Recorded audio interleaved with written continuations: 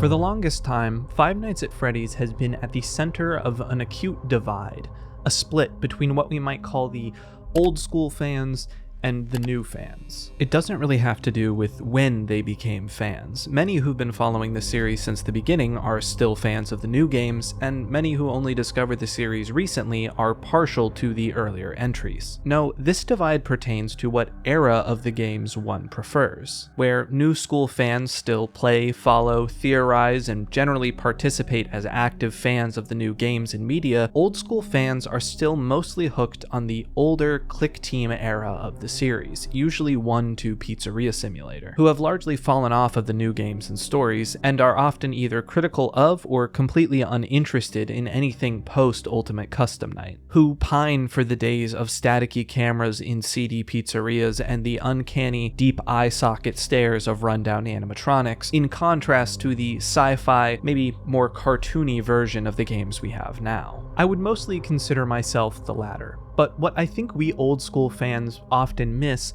is that the series couldn't have just stayed the same forever. If there were going to be more games after Ultimate Custom Night, they would have to evolve.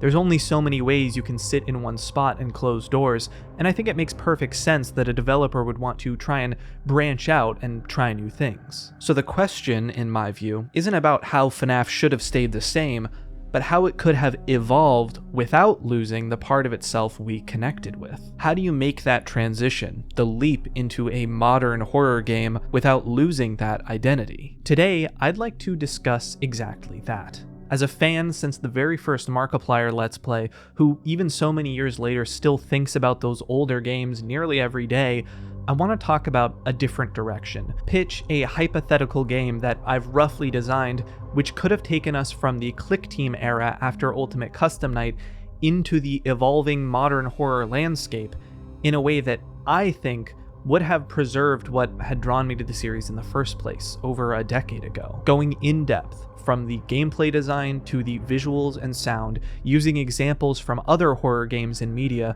to redesign FNaF from the ground up, from a new perspective. I've taken to calling it the apt codename FNaF Escape. It's been a while since I've made a video dedicated to this series, so join me as I spend another 5 nights at Freddy's.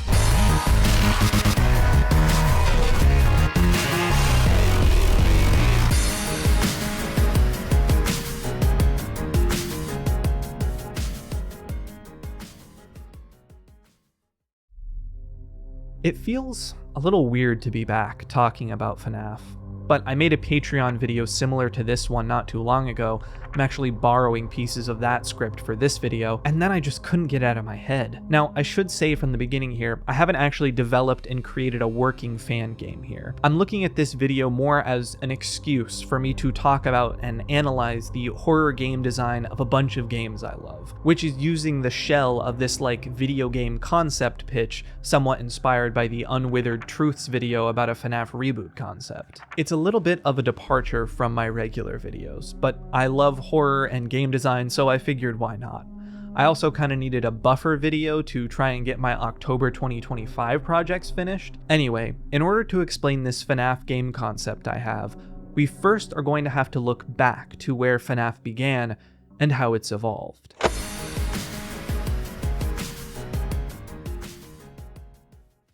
Five Nights at Freddy's was never stagnant. With each entry, we were introduced to new mechanics, but also new visuals, sounds, and vibes. And every new game was another brick added to the whole of what Five Nights at Freddy's was. Looking back to what FNaF was, what it felt like before the second game feels different than after the second game. And the same goes for after the third and fourth and the book, and so on. Each new entry built on and changed the context of the previous. The story went from a relatively contained series of dark mysteries hidden in Easter eggs to a tangled knot of lore. The visuals went from dark, decrepit, and uncanny to sleek and sci-fi. What the series as a whole was changed, and so it makes sense to me that there's a cohort of the fandom which more than just prefers the older games, feels a little, for lack of a better term, bitter about how the series changed, because it can almost feel like it's retroactively changing the entries we enjoyed. Now, in the end,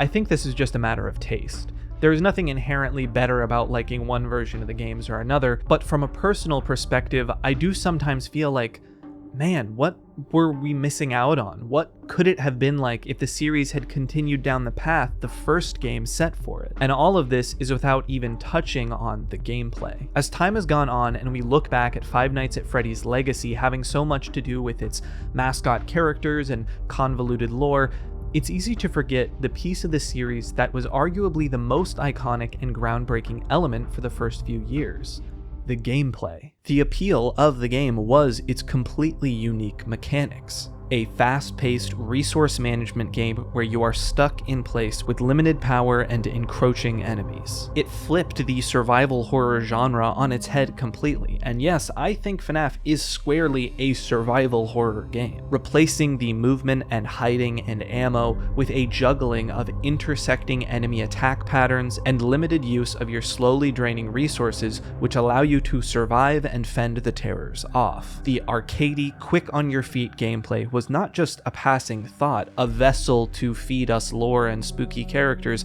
it was one of the major defining factors of the series, maybe even the most important one. Spending 5 nights replaying the same core loop as it gets more difficult and introduces new threats and mechanics. It's what made the game stand out, and what made it so terrifying. It was iconic. But as the series evolved, that core gameplay loop fell away. The games began to focus more and more on the story elements, and after Five Nights at Freddy's 4, started to almost completely do away with it. I love Sister Location, but its gameplay was very different. A linear progression through essentially different mini-games. Even something like Pizzeria Simulator. I love the Tycoon gameplay, and the salvage sections are incredibly atmospheric and tense, but nobody would put the night-based gameplay of that entry as particularly memorable or great, at least in my experience. Again, I have to stress, this isn't a dig at any of these games, but I think in some ways they did start to feel a bit more like a series of disconnected minigames used to unlock lore. And then comes Ultimate Custom Night. Though at the time it felt like perhaps a finale to the whole series, in retrospect it feels more like a send-off to the gameplay of the series. Here's as many ideas as I can think of. Here's the ultimate experience of night-based resource management. We're moving on from that now. And since then, we really have. And personally, though lots of old school fans have discussed that the direction of the lore, storytelling, and aesthetics are at the root of their disconnect or falling out of love with the series, I think the gameplay changing is also kind of a major factor. I don't think I even really noticed it, to be honest, but in retrospect, it just makes a lot of sense.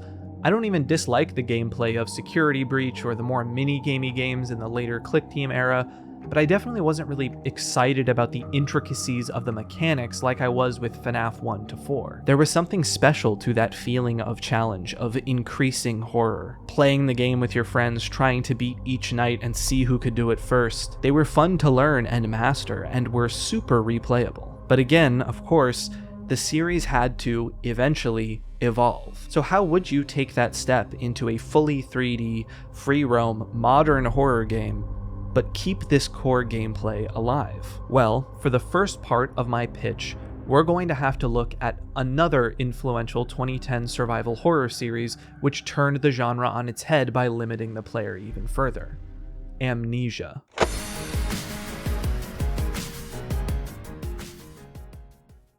So this entire video came about because I recently played through the newest game in the Amnesia series, The Bunker.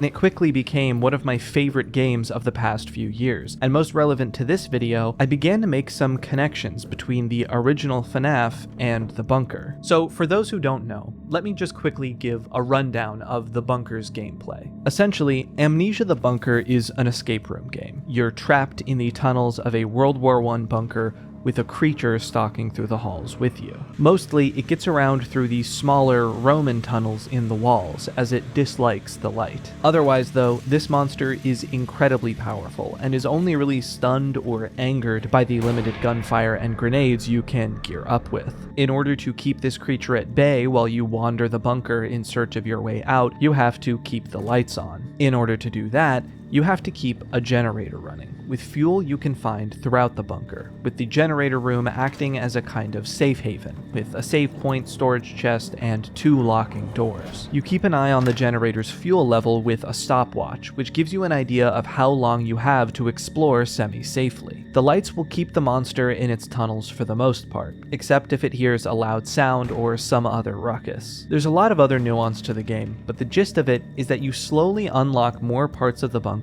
as you complete the tasks you need to escape, which will take you further and further from the safety of the generator. And the progression is incredibly free. It is designed very much as a kind of light, immersive sim experience, and emphasizes to the player that any of the many obstacles you run into can be tackled a number of different ways, and utilizes its dynamic physics system incredibly well. And what's so great about this game's dynamics is how it works with the rest of the game's survival horror design. Your inventory slots are limited, and how you decide to tackle the tripwires and locked doors and other obstacles are essentially a series of risk-reward decisions. Spend the extra time searching for a way around this blocked wooden door, or bash it down at risk of drawing out the monster. Shoot off the lock, wasting ammo, or use precious time to find the key. Should I just jump over these tripwires or set them off intentionally? Explore in the dark or wind up your flashlight, risking being heard. With everything from the power mechanics to the classic survival horror resource management to the juggling of risk-reward decisions,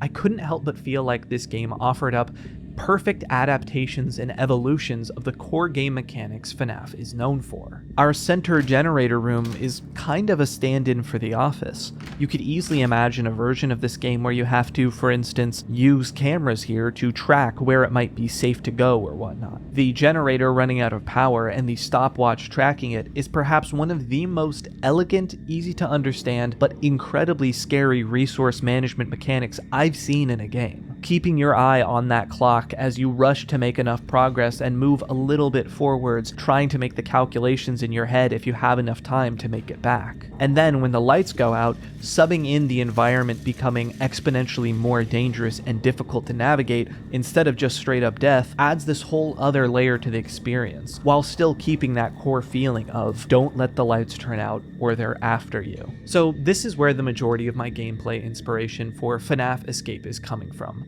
The core mechanic of the generator and refueling and tracking via the watch is so perfect, it feels made for a FNaF adaptation. In fact, some modders have already gone ahead and added Freddy to the game.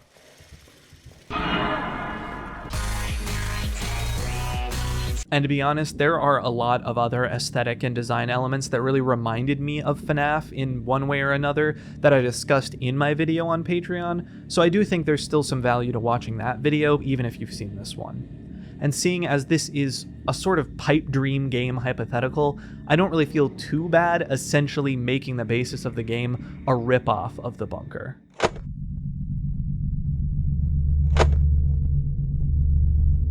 So, you are trapped within the dingy halls of the abandoned Freddy Fazbear's Pizza, with the classic cast Freddy, Bonnie, Chica, and Foxy posing as the main threats, and you have to escape. The bulk of the gameplay loop here is similar to The Bunker, keeping an eye on the generator and being sure to keep it fueled. The generator is located by the office, a safe room of sorts, where you can close your doors, though these still require power much like in FNaF 1, and check on your cameras. Aside from keeping track of the animatronics and having a map of the environment, the cameras also allow you to do certain actions remotely, like turning on and off certain lights. However, for each camera, you need to physically activate it to use it in the office, meaning you slowly unlock more cameras as you explore. And speaking of the lights, Unlike the bunker, your power consumption is highly dependent on what you have turned on in the pizzeria, just like FNaF 1. Keep track of which parts of the pizzeria you've left the lights on in, because if you don't need to be there, you're just wasting power. This is a mechanic that I intuitively thought was already in the bunker, but when I looked it up, that wasn't the case. But I think it adds an extra layer of tension and things to keep track of that would be interesting. Now let's talk animatronics.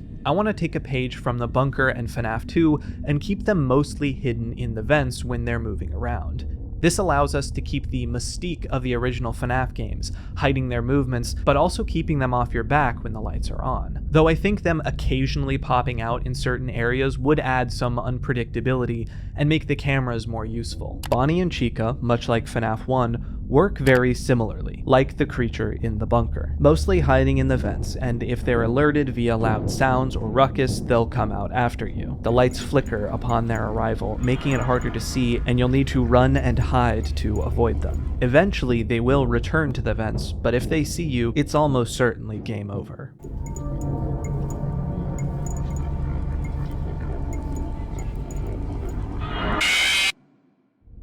You only really have one defense besides the doors, your flashlight. Your flashlight is your other main resource, needing to stay stocked on batteries. The rest of this flashlight mechanic is largely inspired by another game, Slender: The Arrival. There's a sequence in that game that's always been super memorable to me, where you are being pursued by a proxy of Slender Man as you turn on different generators. Your only line of defense is shining a focused beam of light in the proxy's eyes, delaying them for a moment as you run away. The same would happen here, the flashlight being capable of focusing into a brighter, narrower beam and shined into the eyes of the animatronics, causing a brief malfunction, giving you just enough time to get away. The problem is, this uses your battery incredibly fast, and can only really be done on one of the animatronics at a time. In a pinch though, it'll work. Meanwhile, Foxy sits dormant in his cove, and functions pretty similar to both Foxy in FNaF 1 and 4, slowly peeking out of his cove, running straight for you if he makes it all the way out.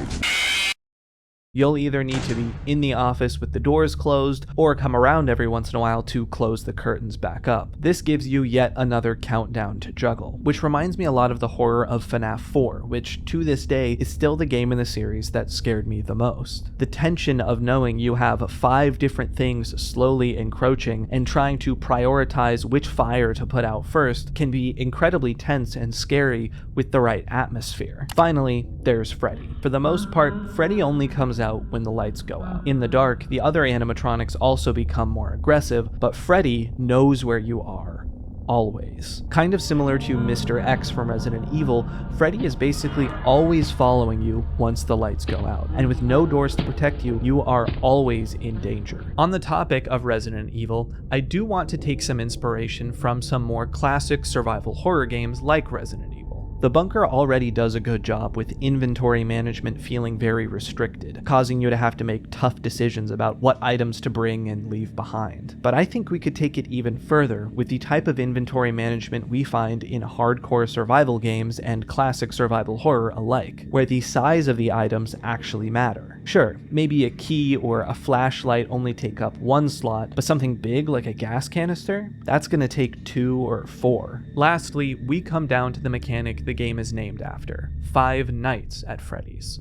I've been thinking a lot about if we could or should salvage that idea of spending 5 nights here, and I think I've worked something out. Taking a smidge of inspiration from both my favorite game to bring up as an anecdote, Nancy Drew: Message in a Haunted Mansion, and another horror escape game, Granny, I've worked out a concept to turn this 5 nights formula on its head. I've brought up many times on this channel that the sections of Message in a Haunted Mansion that always scared me the most as a kid was when you had to search through the other characters' rooms for clues before they'd return from whatever they were doing, knowing you had to complete some task with the pressure of time looming over you. Is there a way to continue to incorporate that into this formula? Well, that's where I raise you a Granny. Despite being sort of a meme game, I do think Granny appears to be a pretty competently made escape horror game, and one of the mechanics that interested me about it was that you only have 5 tries to escape. Essentially, you can only be caught so many times, but the way they frame this is having 5 nights to escape.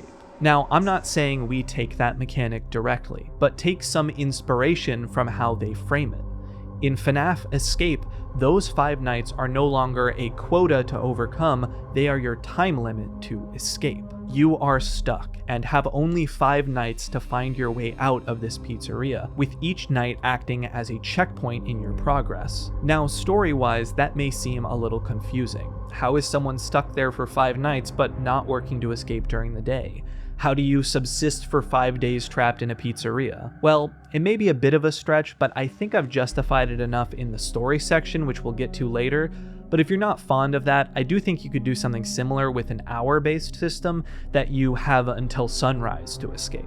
Either way, I think this turns the concept on its head in a fun way. Instead of excitedly waiting for the clock to turn to 6 a.m., you dread it, knowing it means you're 1 hour closer to failure, even death. Where the bunker at least lets you do things at your own pace, this would encourage the fast pace of gameplay we're used to in a FNaF game. And I think this opens things up to a kind of fun competitive edge of speedrunning, how quickly you can beat the game, and trying to get better at that with different strategies, just like how old FNaF games inspired a level of improvement and learning the mechanics deeply to get better at the game.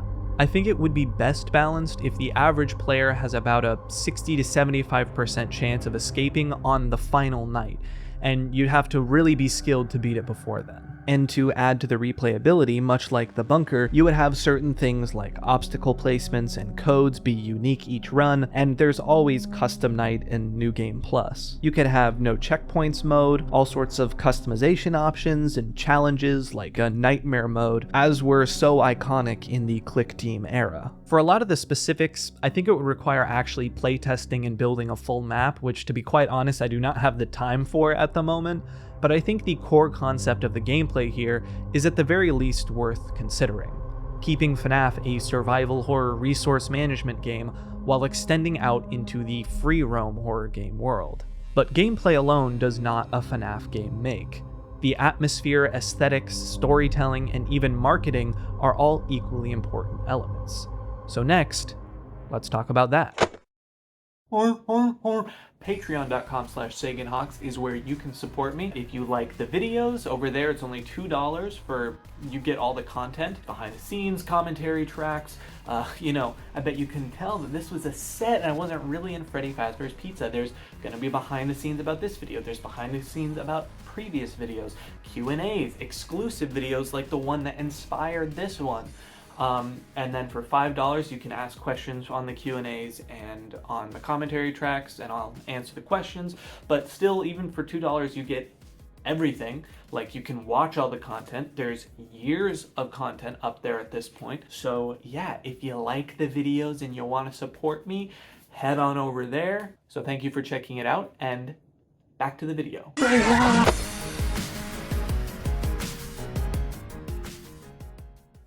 To retread ground a bit here, the difference between the first FNaF game and the newer entries in their aesthetics, visual style, and atmosphere is pretty stark.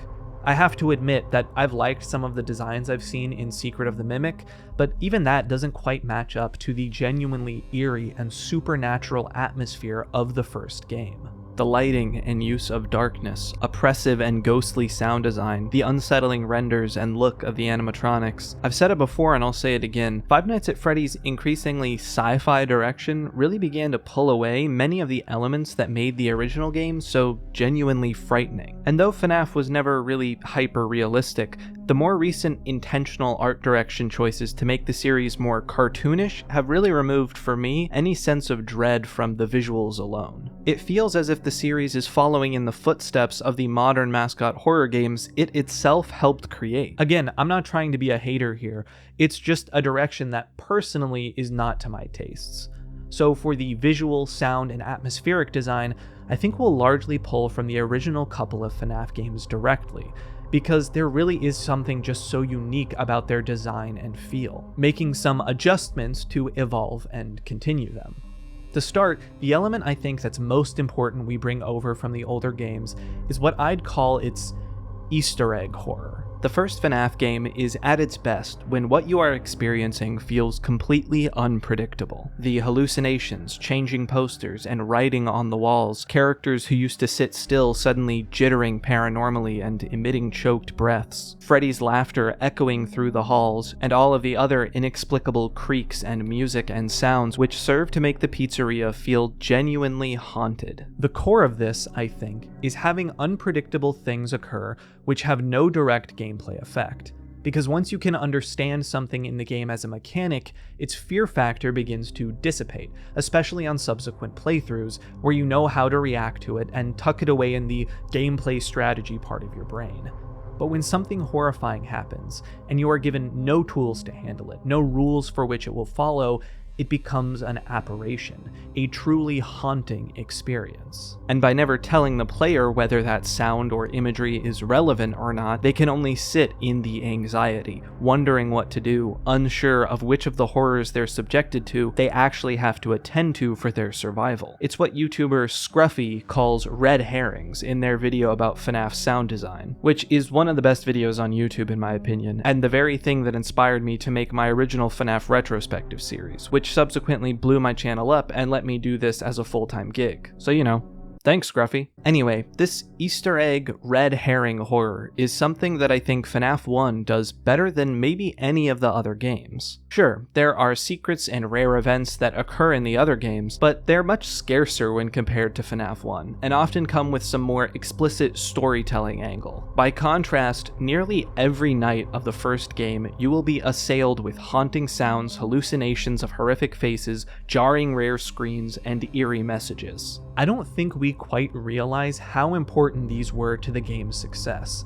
I mean, can you imagine the game without them? The bulk of the gameplay is unchanged, the unique mechanics and premise still work perfectly well, but would it have been even close to as scary? Would the atmosphere have been as tense? Would it have been so memorable? I don't think so, anyway. All of this together creates a very particular experience, which I think doesn't quite get brought up enough when talking about this game. Five Nights at Freddy's often feels like playing a real-life creepypasta, and it's not even necessarily subtle about this. The hyper-realistic eyes of Freddy's hallucinatory face, Freddy's poster ripping his own head off, and the peak of the creepypasta-ness, Golden Freddy, a rarely appearing character who literally crashes your game after overtaking your screen with a distorted screech and a still image of a face that doesn't work like any of the other characters in the game. These elements all exist outside the normal gameplay of the game, so even though you know you're already playing a horror game, it feels like the game itself might be haunted, that there are things happening that aren't supposed to, that are there for you, the player. And I have to imagine that was intentional to some extent to tap directly into the currently popular internet horror zeitgeist at the time. FNaF 2's death minigames worked in a similar way, I think, at least upon first experiencing them. You didn't find an arcade machine and then start playing, they just appeared out of nowhere. There are other examples, aside from just the original FNaF games, that I think pull off a similar feeling. I found certain things the 2020 Treasure Island fan game did to be particularly effective, having rare events which create, wait, what do I do about this moments for the player. My favorite probably being the Minnie Mouse who floats across the screen. And there's a game completely unrelated to FNaF that pulls off something similar too, Voices of the Void. There's something about the quiet sound design and how completely alone you feel as you complete menial tasks in this massive map, all while knowing that at some point, something could be out there, something could come around at any moment. It feels really eerie. It's maybe a little too laid back at times for the intensity of a FNaF game, but the way it makes the player pay attention to every little sound effect or movement is so perfectly spooky. It creates this paranoia, which I think works perfectly. So that is part one to the recipe for creating the right atmosphere for FNaF Escape, stuffing it chock full of rare events which exist outside the gameplay. There is no real mechanical element to these. They are simply things which you are not expecting that make the place feel haunted. We could do this with sound design, pulling from the original FNaF and using garbled and horrifying vocal sound effects, or random stingers which seem to imply something may be right behind you, even when nothing is. We could also do this this in the classic FNaF way of adding hallucinations and changing things on the walls, sometimes subtle and sometimes more noticeable. Taking advantage of some of our new free roam mechanics, we could mess with the player and environment more directly, blowing light bulbs or inverting the player's controls for just a second to make them feel they've lost control. On that note, an important piece in this design, I think, is to put some of these things on the border of feeling like the game itself is broken. The original Five Nights at Treasure Island demo from 2014 scared the hell out of me as a kid because of how janky it was, so embracing that would be perfect. And let's throw some shadow animatronics, glowing eyes in the dark, and of course Golden Freddy in there too. Now, we've been looking a lot to the past so far with some of this aesthetic design, so I want to look a little more forward now. With the step into a modern game engine, I don't think we should necessarily be looking to become more cartoonish. We should be looking to the real-life inspirations for the series to increase the horror. Specifically, the animatronic design and animation. The basic premise of FNAF's horror since the beginning has been the uncanny valley feeling conjured by real-life animatronic characters. But really, since maybe the second or third game, the focus on recreating the actual look of real animatronics has fallen away. Though again, Secret of the Mimic does this a little bit more. They've become more and more robots instead of animatronics. They became more expressive and advanced, which in my view is the very antithesis of what made the original game scary. It was one of my biggest gripes with the FNAF movie, even though I did really enjoy it. The Jim Henson Creature Shop is simply too good at making characters feel alive and expressive, which, you know, is normally the point. But the thing that makes these pizza chain automatons frightening is that they're bad at being expressive. If you take a page out of the book of real animatronic designs, and not just the rubber-faced showbiz pizza ones everyone uses to redesign them, I think you could keep the original look and expand on the horror of the original. And this goes for the art design and the animation too. A realization hit me like a truck about why animatronics are so unsettling while I was at Rainforest Cafe recently.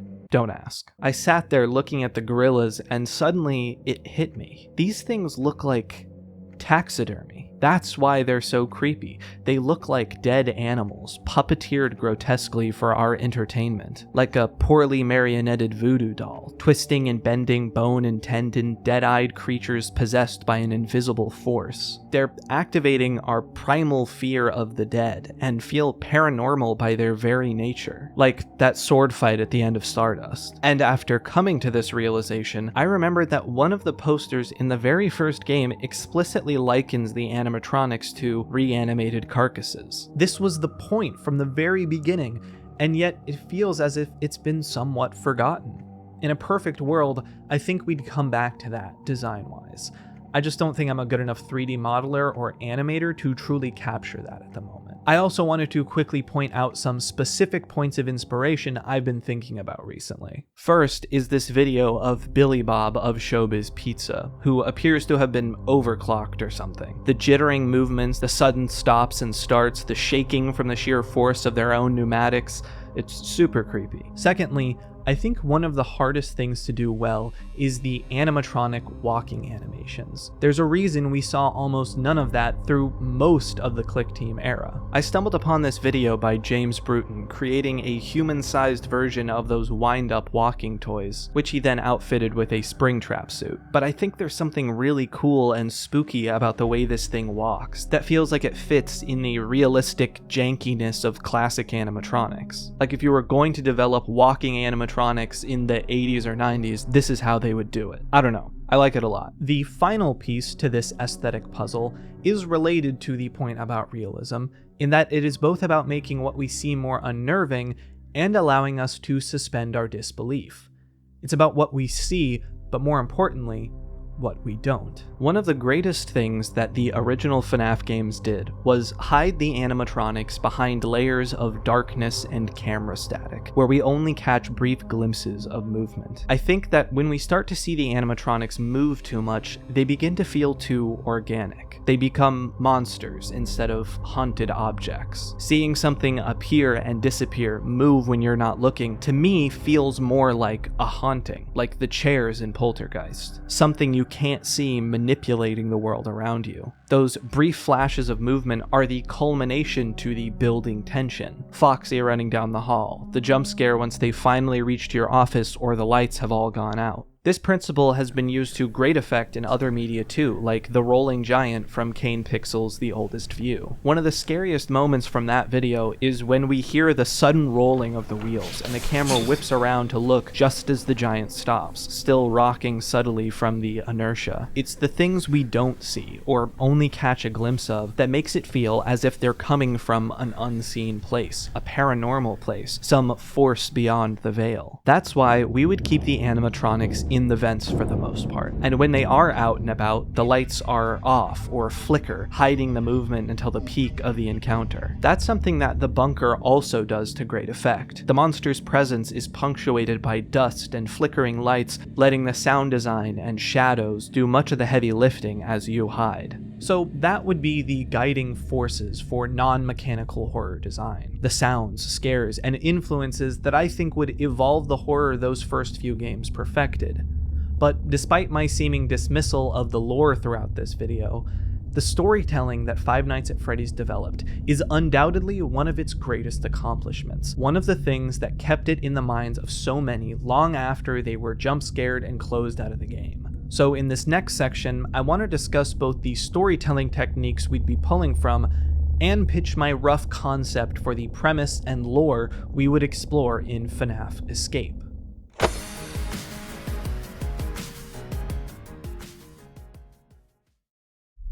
Five Nights at Freddy's infamously convoluted story has been at the forefront of its reputation for a while now, one of the few things even non-fans know about it. A tale in which almost no questions are ever answered directly, and key story elements are hidden deep within the pages of semi-canon short stories, 3 off-colored pixels of an Atari minigame, or the number of toes an animatronic has.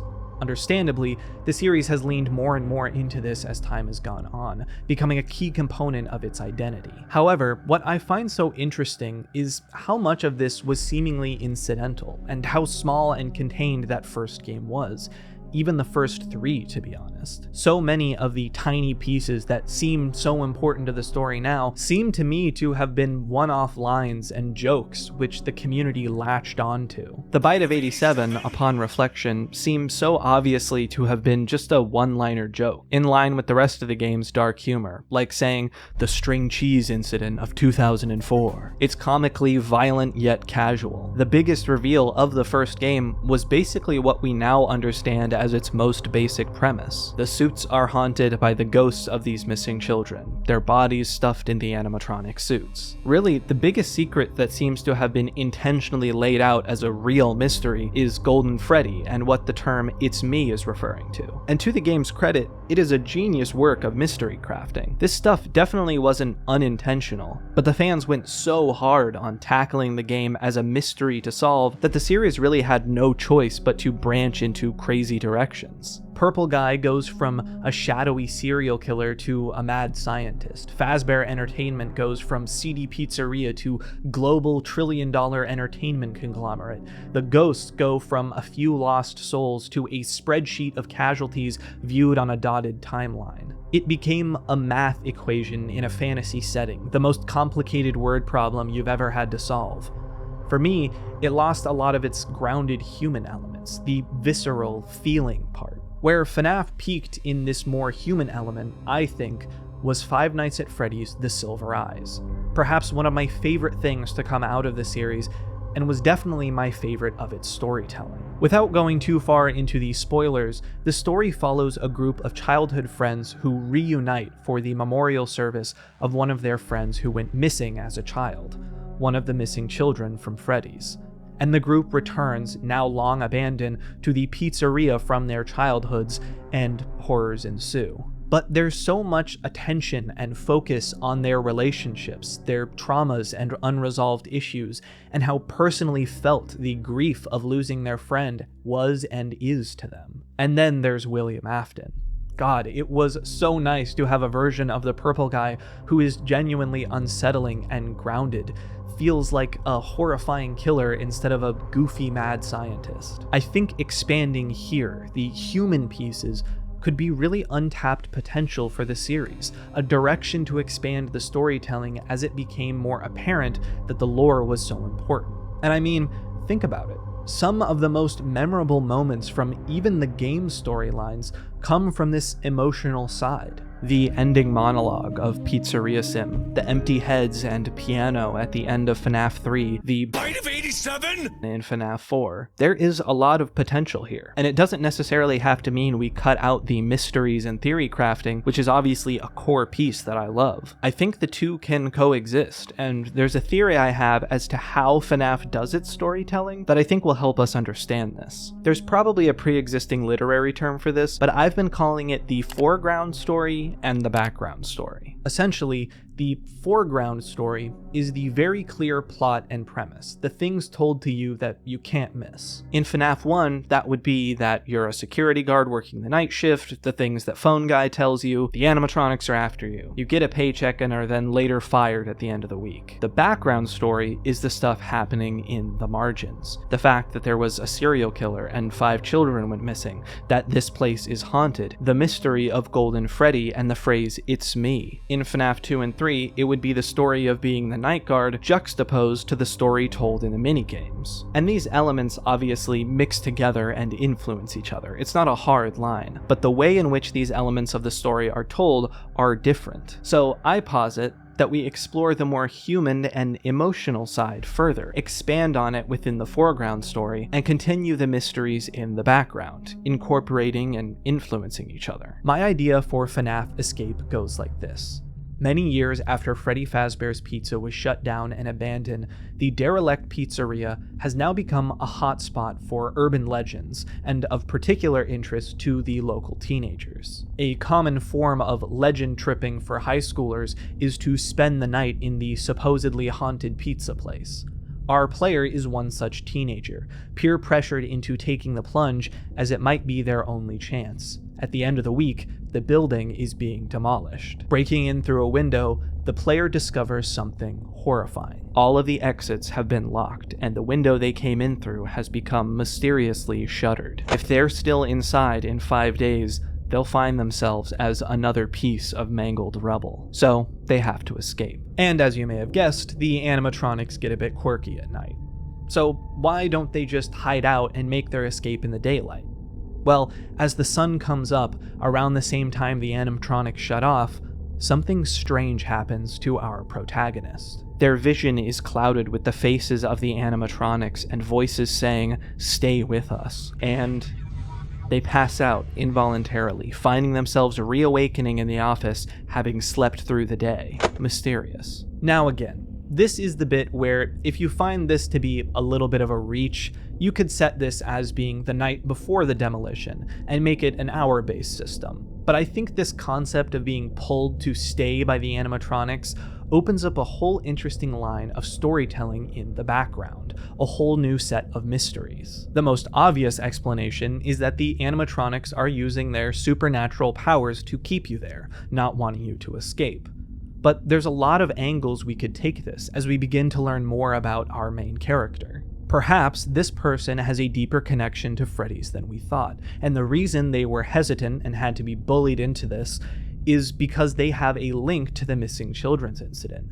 Maybe they were a kid who got away, now being pulled in by the kids who didn't. Or maybe they had a sibling or close friend who was a victim, who is now trying to bring the two of them back together. All of this could be worked out with ever going into the explicit foreground story per se. We could work this out through theory crafting about the messages we see appear on the walls or what the drawings depict, using the background story mysteries to further the emotional connection and human storytelling, while allowing the community to theory craft and puzzle solve. And then I could raise you one more, An even deeper theory one could work out with this story, one that may seem a little ridiculous until you realize it's been a mainstay of the series for years now. What if our player isn't human?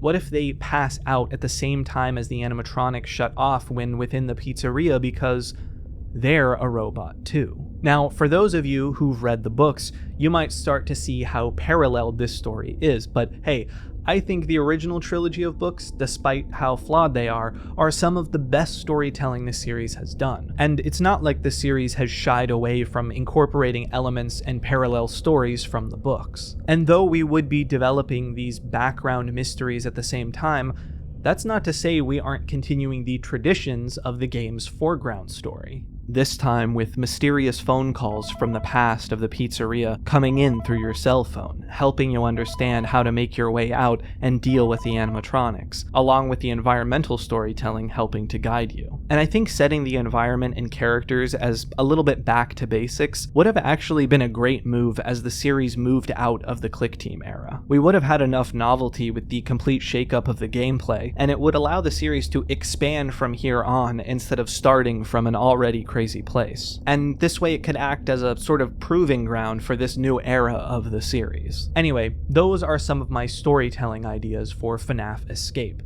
And though I'm not like super attached to the particulars or anything, I do think this direction of keeping things more grounded and human would be a nice change of pace. With that said, that's about all I have to say about the game design itself. But I do have one more quick thing to talk about. Once the game is done and finished, its rollout can be just as important, and FNaF is known for the way it advertises and builds hype before a release. We can't forget the marketing.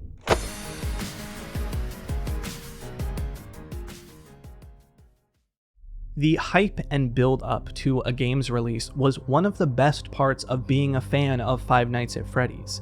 Half the time we'd spend theory crafting and watching videos about the series was before the game was ever released, just taking in the teasers and waiting for the coveted trailer drop, analyzing the website source code, the metadata of the images, and of course, guys, look what happens when you up the brightness and contrast. And the teasers themselves were always really striking pieces of art in and of themselves. Withered Freddy bathed in red light, tipping his hat, looking equal parts cool and creepy, or Nightmare Foxy's glowing eyes and razor metal tongue, or the very first time we ever saw Springtrap barely illuminated in the darkness. I think they were really onto something with this format, both hiding mysteries within the teasers themselves, but also building a unique aesthetic to the release of each game. The FNaF 2 teasers had their own look, and so did FNaF 3 and 4 and Sister Location. I think for FNaF Escape, we'd want to continue that, building a unique visual look to the teasers, hiding little breadcrumbs in the darkness behind the animatronics. And of course, we'd culminate with one of those final trailers.